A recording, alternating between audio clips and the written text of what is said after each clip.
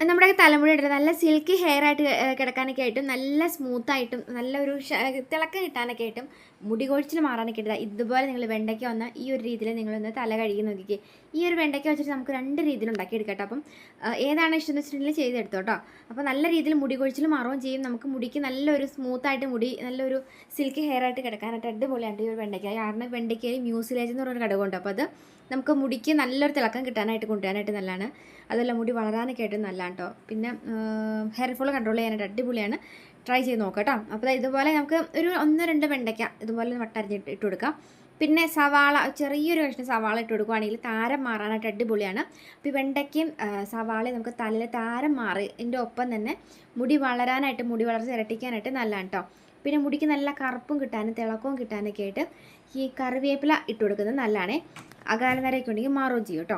അപ്പോൾ ഇത് 3 കൂടി നന്നായിട്ട് ഇതുപോലെ വെള്ളത്തിലിട്ടിട്ട് നന്നായിട്ട് തിളപ്പിക്കണം കേട്ടോ. ഏകദേശം ഒരു 5 മിനിറ്റ് നേരത്തോളം നന്നായിട്ട് ഇങ്ങനെ തിളപ്പിച്ചിട്ട് ഇതുപോലെ നമ്മൾ ഇത് അടച്ച് വെച്ചിട്ട് പോകുക. ചിലപ്പോൾ ഈ പത ഇങ്ങനെ പൊന്തി ഇങ്ങനെ വെളിയിലിട്ട് പോരും, പാലൊക്കെ പൊന്തി വെളിയിലിട്ട് പോരും പോലെ. അപ്പോൾ നിങ്ങളത് അവിടെ നിന്ന് തന്നെ ഒരു 5 മിനിറ്റ് നേരം നന്നായിട്ട് വെട്ടി തിളപ്പിച്ചിട്ട് ഇതുപോലെ എടുക്കുക.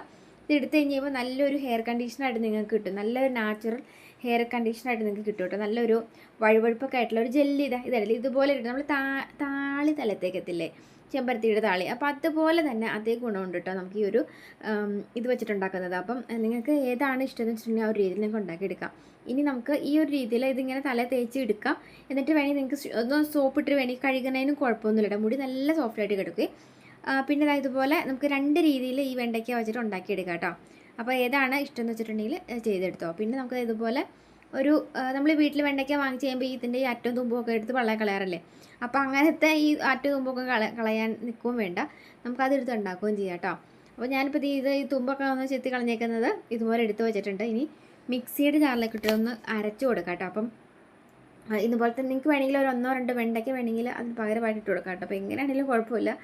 അപ്പോൾ ഇതിനകത്തേക്ക് നമുക്ക് വേണമെങ്കിൽ സവാള ചേർത്ത് കൊടുക്കാം കേട്ടോ. ഞാൻ പറഞ്ഞില്ല നല്ല രീതിയിൽ താരനൊക്കെ ഉണ്ടെങ്കിൽ ശരിക്കും ഇളകി പോരാൻ അടിപൊളിയാണ് കേട്ടോ.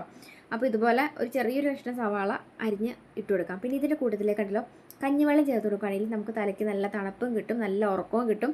മുടി നല്ല രീതിയിൽ മുടി വളരാനൊക്കെ ആയിട്ട് അടിപൊളിയാണ്. നല്ല നമുക്ക് ഹെയർ ഫോൾ കൺട്രോൾ ചെയ്യാനൊക്കെ ആയിട്ട് അടിപൊളിയാണ് കേട്ടോ. അപ്പം കഞ്ഞിവെള്ളം ഉണ്ടെങ്കിൽ മിക്സ് ചെയ്ത് കൊടുത്തിട്ട് അതിനകത്തേക്ക് കുറച്ച് കറിവേപ്പിലയും കൂടെ ചേർത്ത് കൊടുത്തിട്ട് ഇതുപോലെ അരച്ചെടുക്കുകയാണെങ്കിൽ നല്ലൊരു വെണ്ടയ്ക്ക താളിയായിട്ട് കിട്ടും കേട്ടോ. അപ്പം ഈ ഒരു രീതിയിൽ നിങ്ങൾ നല്ല രീതിയിൽ പൊടി ഉണ്ടാവും കേട്ടോ. അപ്പോൾ ഈ പൊടി നിങ്ങൾ ഒരു ചെറിയൊരു അരിപ്പയിലേക്ക് ഇട്ടിട്ട് അരിച്ചെടുക്കണേ.